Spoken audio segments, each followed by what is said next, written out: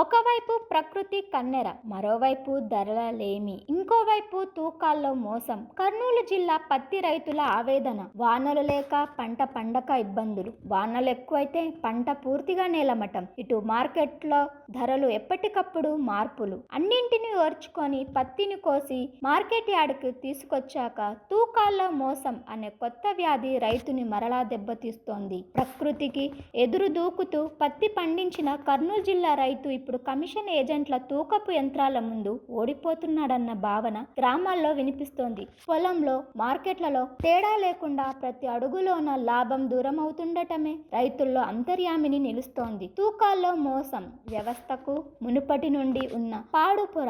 జిల్లా collector doctor ఏ. సిరి ఆదేశాల మేరకు లీగల్ మెట్రాలజీ శాఖ జిల్లాల్లోని పత్తి మార్కెట్లలో ఆకస్మిక తనిఖీలు జరపడం రైతుల్లో ఓ ఆశ వెలుగు నింపింది. గూడూరు, కోడుమూరు, గోనెగండ్ల, దేవనకొండ, ఆదోని, కోసిగి వంటి పత్తి బెల్ట్ గా పేరుగాంచిన మండలాల్లో ఈ తనిఖీలు జరిగాయి. వే బ్రిడ్జిలు, గిన్నింగ్ ప్రెస్ యూనిట్లు, కమిషన్ ఏజెంట్ల వద్ద ఉన్న యంత్రాలను విఫలంగా పరిశీలించిన అధికారులు 12 కేసులు నమోదు చేసి 90,000 రూపాయలు జరిమానా విధించారు. గడువు ముగిసిన తూకపు యంత్రాలు, రీవెరిఫికేషన్, స్టాంపింగ్ లేకుండానే వాడుతున్న ఎలక్ట్రానిక్ బరువు మీటర్లు, రైతు గమనించలేని చిన్న వేరియేషన్ల పేరుతో తూకం తగ్గించడం, ఈ చిన్న చిన్న లోపాలే రైతుకు క్వింటాల్కు 10 నుండి 15 కిలోల నష్టం కలిగిస్తున్నాయి. వారానికి వందల క్వింటాల్లో మార్కెట్లోకి వస్తున్న సందర్భంలో ఈ మోసాలు లక్షల్లో దాగిపోతున్నాయన్నది వాస్తవం.